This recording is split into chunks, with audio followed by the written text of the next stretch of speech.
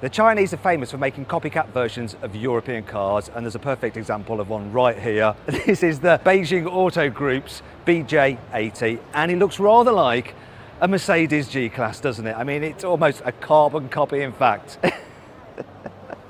How very cheeky of them. The front of the car is very G-Classy. The light design is like the current G-Classes, the rugged bumper, the way you've got those wheel arches that are pronounced, the flat bonnet, the bluff windscreen. You don't have the indicators on the top of the wings though, like the real G-Class, and the grille is a little bit more like that on a Jeep. The side profile though is completely G-Class, isn't it?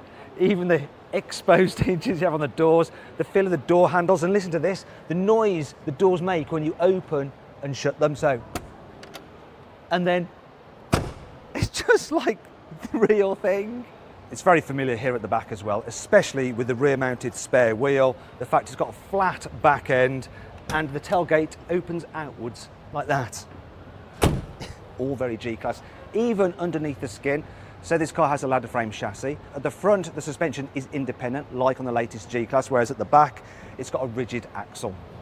Now I've just noticed something really odd. So the exhaust surrounds actually have a tow hitch coming out of them. So look, they wouldn't pass the CarWow stick of truth. Though it should probably be the CarWow ski pole of truth. Yeah, anyway, the actual exhaust is here. How very bizarre.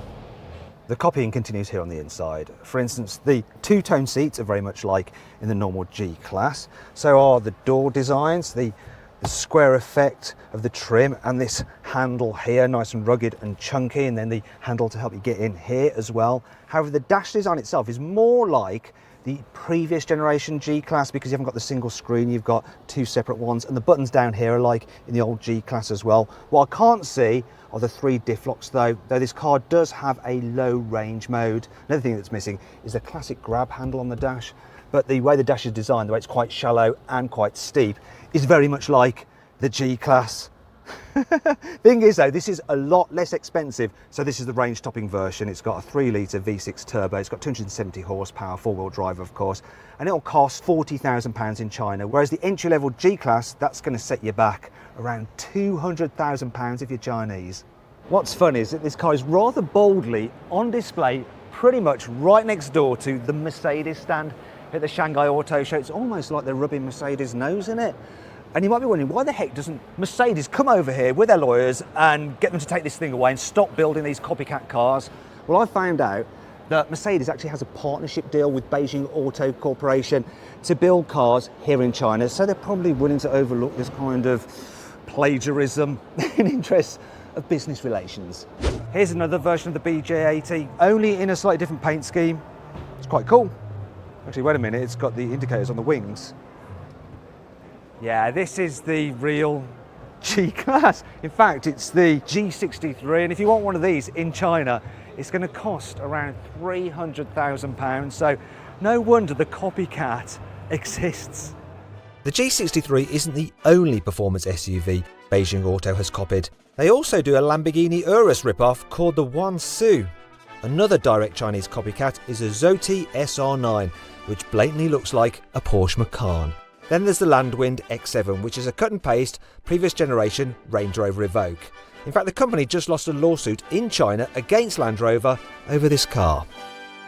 Now what it appears the Chinese are doing is, rather than doing blatant outright copies which can get them into trouble, they're just borrowing certain design elements from other cars and then amalgamating them all onto one vehicle, as I'll show you now on this stand here with BYD, which stands for Build Your Dreams. So this is the Tang, and it's a hybrid SUV. It's actually got a 2-litre turbo, 2 electric motors, and can do 0 to 60 in just 4.5 seconds. But this rear 3/4 is rather like another hybrid SUV, one that's not quite so quick. Can you guess what it is? Yeah, a Lexus RX. You see it? It's quite obvious really. I don't know about you, but I'm picking up quite a lot of Audi Q5 vibes from this song. The crease down the side and the way it kind of curves over the wheels, it's a little bit Audi Q5, isn't it? Then the lights are even more Q5, and when you combine that with the Audi-like grille, it's quite clear to see.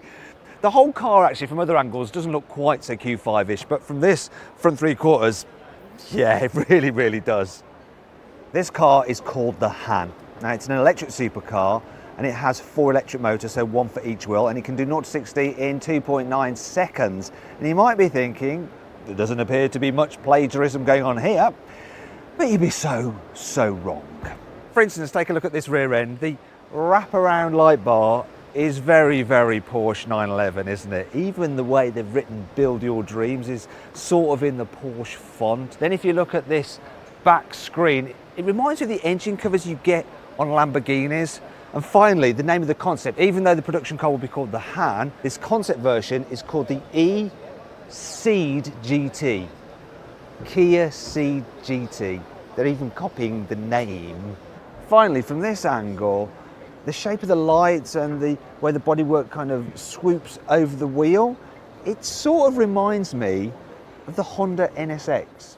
So this is the Song Pro, and it's a smallish SUV. But this element here, it's just like the side blade you get on an Audi Q2, especially the way it's contrasting with the bright blue paint. Also, this strong crease here is very Audi Q2-ish. Meanwhile, the lights at the back have vertical elements in them, a bit like the rear lights on the A6.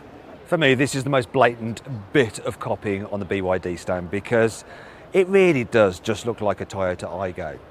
Toyota Aygo? Do you reckon? Yeah, just a little bit, maybe a little bit. I'll show you the worst bit on it though. There's a one-piece glass tailgate.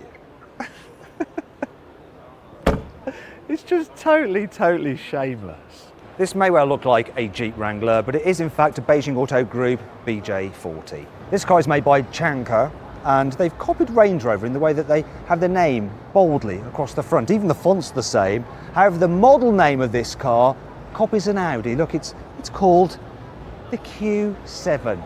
Though bizarrely, this car isn't a 7-seater, it's just a 5-seater. Beijing Auto Group doesn't just copy current car designs, it also seems to copy older ones as well. This looks like an old Volvo S60. However, the tech on this car is very modern. So it's called the EU300, and it's an electric car, but you can actually raise it up, drop the battery out of it, and swap it for a new battery that's fully charged so you can carry on with your journey. I don't know what's happening to me. I think I've seen too many copycats. I'm starting to see copying even when there's probably not any copying actually going on. Probably not any copying actually going on. Actually, do you know what? I'm not seeing things, because this is the new Neo ET preview. It's a concept car, but it really does look rather like an Audi A7. It looks cool though. And really, to be fair, while this has been a fun video to do, like looking at the copycats, I think that in future we're not going to see much copying from the Chinese. It's going to be like the Japanese. They used to copy, they don't anymore. They have their own unique designs. In fact, I think we're going to see the Chinese leading the way. They're certainly leading the way when it comes to electric cars, which this car is. Yeah, in the future, we're probably going to be copying the Chinese.